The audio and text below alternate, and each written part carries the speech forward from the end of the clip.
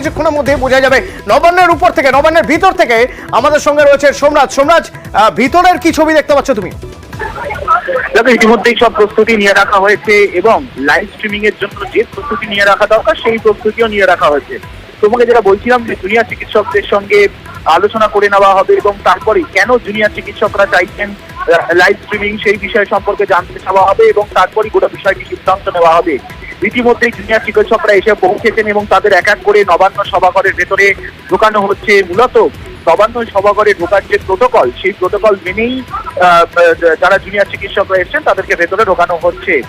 নবান্নের উপরেও কিন্তু প্রস্তুতি একদমই চূড়ান্ত এবং কিছুক্ষণের মধ্যেই নবান্ন সভাঘরে পৌঁছাবেন মুখ্যমন্ত্রী মমতা বন্দ্যোপাধ্যায়, রাজ্যের মুখ্য সচিব মনোজ পান্ত, রাজ্য পুলিশের ডিজি রাজীব কুমার, রাজ্য পুলিশের এডিজি আইন শৃঙ্খলা মনোজ ভার্মা, রাজ্য পুলিশের এডিজি সাউথ বেঙ্গল সুব্রত সরকার, এই উচ্চ পর্যায়ের আধিকারিকরা থাকবেন মুখ্যমন্ত্রী মমতা বন্দ্যোপাধ্যায়। মূলত জুনিয়র চিকিৎসকদের তরফে যে দাবি দেওয়া, যে বিষয় নিয়ে তারা আলোচনা করতে চান তা নিয়ে আলোচনা করা হবে। রাজ্য সরকারের তরফে এখনো পর্যন্ত হাসপাতালগুলির নিরাপত্তা ব্যবস্থা থেকে শুরু করে এখনো পর্যন্ত মেডিকেল কলেজগুলির জন্য কি কি পদক্ষেপ নেওয়া হয়েছে, আগামী দিনে পরিকাঠামোর মান উন্নয়নে কি কি পদক্ষেপ নেওয়া হচ্ছে বা হবে, গোটা বিষয়টি রাজ্য সরকার জুনিয়র চিকিৎসকদের সামনে তুলে ধরবে। এবং এখনো পর্যন্ত নিরাপত্তার জন্য তুমি জানো যে 7,000টি পৃথিবী, 900টি রেস্ট রুম, 2,000-এরও বেশি সিকিউরিটি কর্মী যে রিকুইজিশন এসেছিল সেই মোতাবেক প্রথম দফায় 34 কোটি টাকা মঞ্জুর হয়েছে। ইতিমধ্যেই তার কাজও শুরু হয়েছে। কিভাবে রাজ্য সরকার মেডিকেল কলেজগুলি সুরক্ষা ব্যবস্থাকে সাজাতে চাইছে সেই বিষয় সম্পর্কেও জুনিয়র চিকিৎসকদের সামনে তুলে ধরবে। পাশাপাশি যে তদন্ত প্রক্রিয়ার কথা বলা হচ্ছে সেই তদন্ত সিবিআই করছে, এই বিষয় সম্পর্কে বেশ কিছু আলোচনা হবে বলে সূত্র মারফত জানা যাচ্ছে।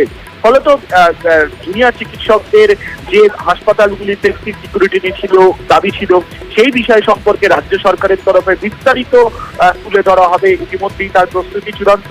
জুনিয়র চিকিৎসকরা একে একে নবান্ন সভাঘরে ঢুকছেন। তাদের সেই তারা ঢুকে গেলে এবং তারপরে মুখ্যমন্ত্রী মমতা বন্দ্যোপাধ্যায় যাবেন নবান্ন সভাঘরে, বৈঠক শুরু হবে। লাইভ স্ট্রিমিং এর জন্য নবান্ন সভাঘরে সবসময় ব্যবস্থা থাকে, কিন্তু লাইভ স্ট্রিমিং হবে নাকি বা লাইভ স্ট্রিমিং করা হবে নাকি সেটা জুনিয়র চিকিৎসকদের সঙ্গে আলোচনা হবে, তার পরবর্তীতেই সিদ্ধান্ত হবে বলেই সূত্র মারফত জানা যাচ্ছে।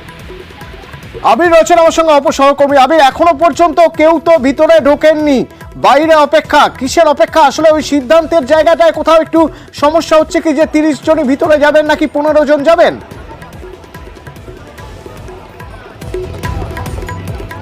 ছবিতে আরো একবার দেখিয়ে দেওয়ার চেষ্টা করব তোমাকে। দেখায় যে বাসটি দাঁড়িয়ে রয়েছে, এই বাসে করে জুনিয়র চিকিৎসক বা যারা আজকের বৈঠকের ক্ষেত্রে যোগ দেওয়ার জন্য এসেছিলেন তারা আসেন। ঠিক বাসের পেছন দিকে নবান্ন সভাঘরের ভেতরে, অর্থাৎ যেখানে বৈঠক হবে সেই বৈঠকে ঢোকার জন্য যে মূল যে দরজা, প্রবেশ পথ, সেখানে আমরা দেখতে পাচ্ছি যে একাধিক যারা জুনিয়র ডাক্তার তারা এখনো পর্যন্ত অপেক্ষা করছেন, নিজেরা নিজেদের সাথে কথা বলছেন। ফলে 15 জন বাদ দিলে বাকিরা যাবেন কিনা, এরা যে 30 জনের সঙ্গে এসেছিলেন তারা কি এদের মধ্যে তাদের কি ভেতরে যেতে দেওয়া হবে নাকি তারা নিজেরাই বাইরে থেকে রয়েছেন, কথাবার্তা বলছেন, সেই বিষয়টাই আঁচ করার চেষ্টা করা হচ্ছে। ইতিমধ্যে পুলিশের যারা আধিকারিকরা রয়েছেন তাদেরকেও আমরা দেখতে পাচ্ছি কথা বলতে, 2 জন অফিসার নবান্নের রয়েছেন তাদেরকেও আমরা দেখতে পাচ্ছি কথা বলতে। তাদের সঙ্গে হয়তো কিছুক্ষণের মধ্যেই সিদ্ধান্তটা বুঝতে পারা যাবে, কিছুক্ষণের মধ্যেই হয়তো সেই সিদ্ধান্ত হয়ে যাবে। আবির রয়েছেন আমার সঙ্গে, রয়েছেন সোমরাজ এবং আমার সঙ্গে রয়েছেন অভিজিৎ।